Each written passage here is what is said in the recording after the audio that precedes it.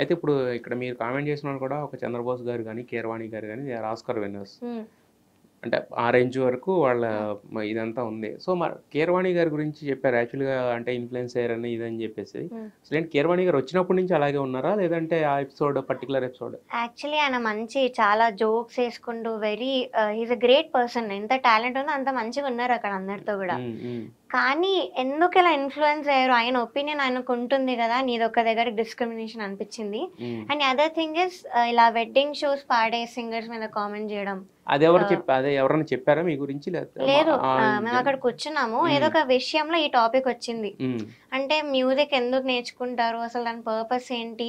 హ్మ్. అన్న దానిలో ఇలాంటి టాపిక్ ఒకటొస్తే ఆయన అలా మాట్లాడారు. హ్మ్. అంటే వెడ్డింగ్ షోస్ చేసేవాళ్ళు నా దృష్టిలో సింగర్సే కాదు. హ్మ్.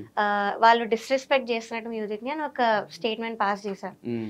సో, అప్పుడు నన్ను చూస్తూ మాట్లాడారు. అది మాత్రం ష్యూర్. నేను హ్మ్. అదే ఎపిసోడ్ ఎలిమినేట్ గూడా అయ్యాను. సో, అంతా కనెక్ట్ అయింది. హ్మ్. సో, అది మాత్రం చాలా బాధ అనిపిచ్చింది. And the other thing is ఆయన దగ్గర రోజు హార్డ్ వర్క్ చేసే సింగర్స్‌ని హ్మ్. ఇలా చాకరీ చేస్తారు మా ఇంటికొచ్చి అన్న వర్డ్ వాడారు. హ్మ్. సో, అది గూడా నాకు కొంచెం బాధ అనిపిచ్చింది. మరైతే ఆయనతో అసోసియేట్ అవుతున్న లిప్సికా వచ్చేసి దాని మీద కామెంట్ చేసింది. హ్మ్. అంటే మాట్లాడిన మాటల గురించి. సో, దాని అవును. గురించి ఏం నేను చెప్తారు? యాక్చువల్లీ కామెంట్ గూడా పెట్టాను. బట్ డిసేబుల్ చేశారు. ఓకే. సో, ఏం పెట్టారు?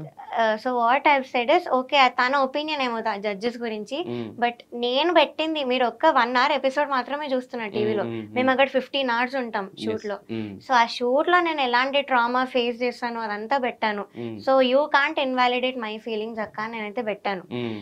అండ్ నాకెంత హర్ట్ జరిగిందో నేను అవన్నీ నా నా వెనకాల ఉన్న రీజనే పెయిన్. ఇంకెవరు పుష్ చేయడం గాని అది గూడా ఏం లేదు. హ్మ్. అండ్ థంబ్‌నెయిల్స్ గురించి ఒకటైతే చెప్పారో అది రైట్. అది హ్మ్. Definitely right. అలా పెట్టకూడదు. హ్మ్. యాస్ ఎ వుమెన్ నాకు గూడా చాలా హర్ట్‌ఫుల్ ఉంది ఆ థంబ్‌నెయిల్స్ చూసాక. హ్మ్. సో, అక్కడి వరకు అక్క కరెక్ట్‌గానే మాట్లాడింది. హ్మ్. బట్ నన్ను నా ఫీలింగ్స్ గురించి మాట్లాడే రైట్ అయితే తనకి లేదని నేను చెప్తాను.